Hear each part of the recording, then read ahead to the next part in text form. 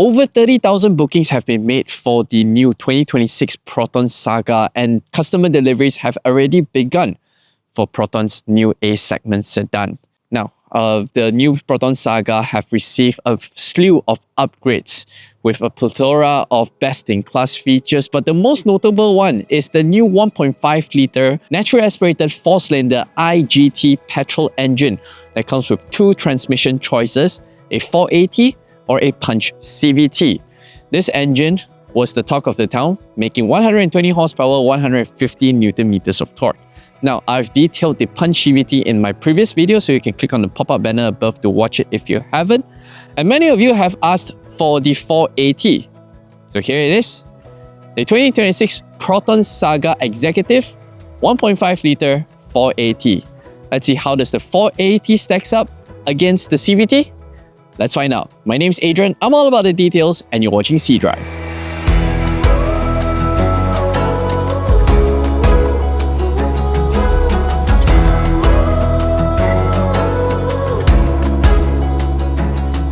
A quick recap to the all-new Saga. Dimensions remains largely unchanged compared to the previous Saga VVT MC2, sharing the identical wheelbase of 2,465mm. Width of 1,690mm and 420 litres of boot space is also identical. But Proton has heavily revised the platform, giving a new name, Advanced Modular Architecture Platform, which will spawn other body styles such as a crossover and hatchback. The AMA platform is redesigned to meet the more stringent 5-star ASEAN NCAP 2026 to 2030 protocol and Euro NCAP safety structure, as well as suitable for hybrid powertrains.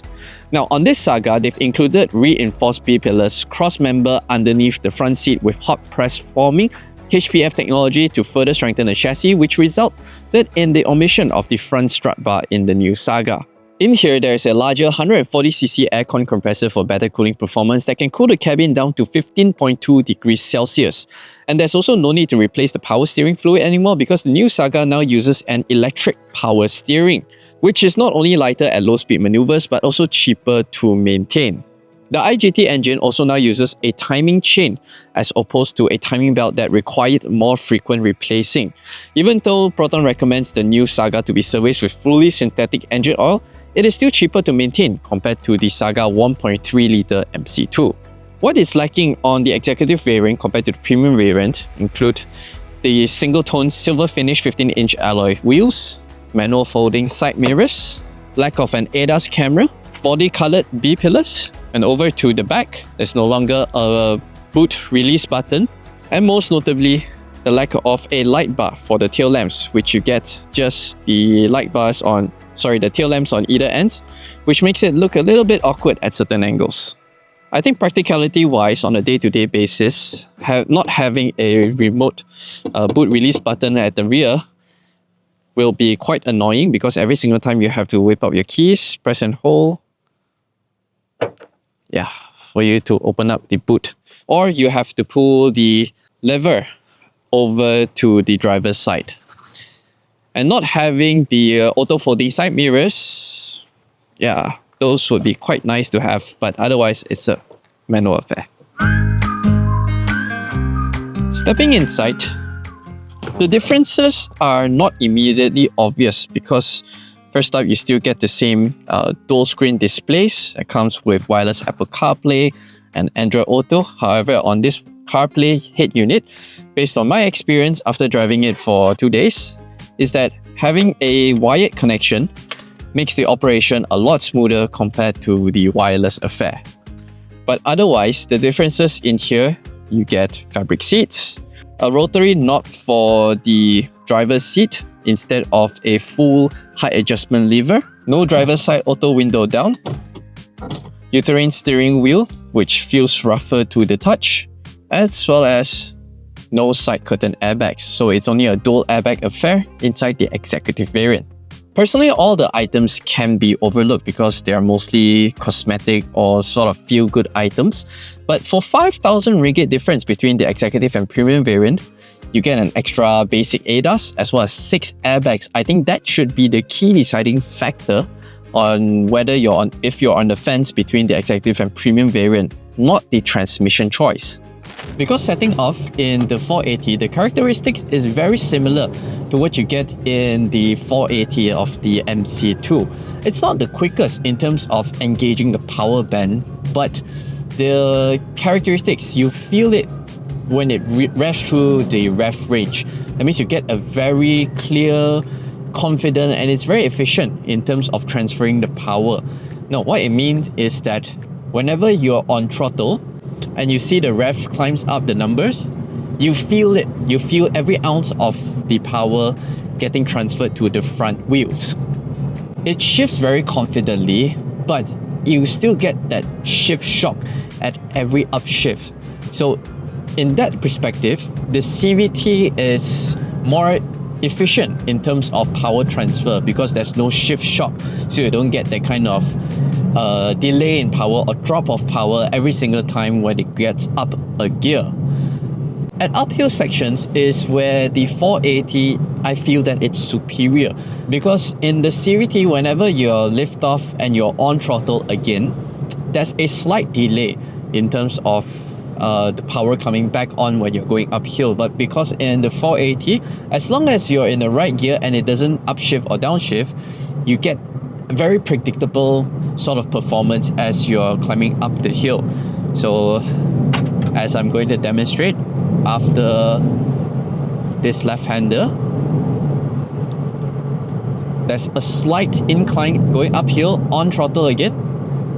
Immediately the transmission engages power and you're coming out from the corner with the power. So the 480 is the one that's going to give you the maximum driving pleasure.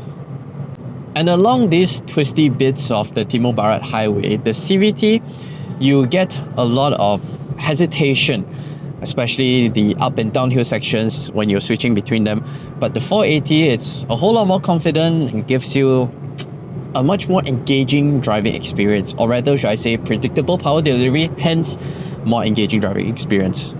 And out on the open road, you'll be surprised, the 480 is the one that's able to give you the full 120 horsepower, because based on this 1.5 litre IGT's torque curve or power curve, it will only generate 120 horsepower at 6,000 RPM, which the CVT would cap and limit at 5,700 RPMs, but this one, it will rev all the way up to 6,000 RPM before upshifting.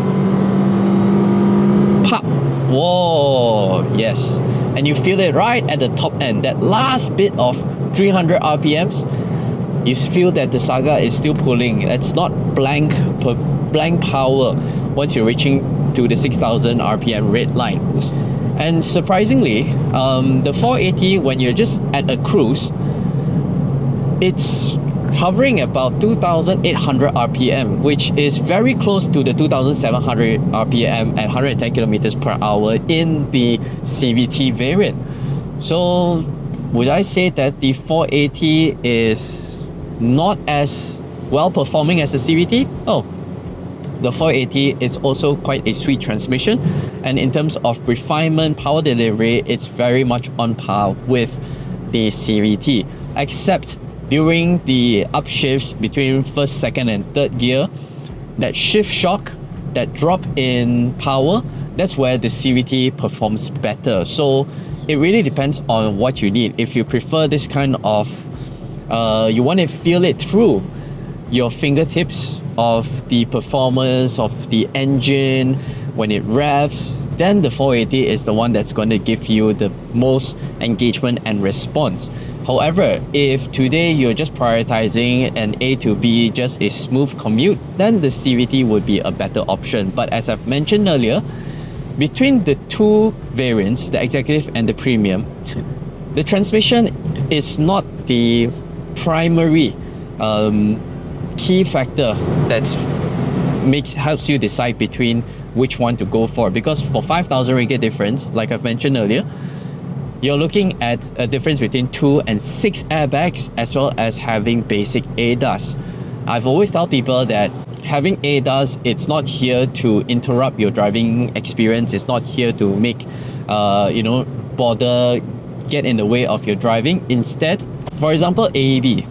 if it saves you one time from a collision, or the FCW, the forward collision warning, saves you from a collision, just that one single time, that 5,000 ringgit have paid off itself in terms of the safety. So yeah, to me, the 480 is equally as impressive, but also it means that the CVT is very much better calibrated compared to the last time Proton has engaged a punch CVT in their Saga. Sure. So yeah, let me know in the comment section below, what do you think of this executive variant of the Saga, which is priced at 42,000 ringgit 800, 43,800. Yeah. So the next time you're out comparing between the Saga Executive and Premium, or the 480 and the CVT, make sure you remember all the intricate details of the Saga 480 Executive variant from my video and see how the two compares to each other. My name's Adrian, thanks for watching cDrive, and make sure to subscribe to my YouTube channel for more detailed videos like this. Good. Whoa, sweet handling. Full throttle, into the corner, lift off. Ooh. Oh. Good. Yes.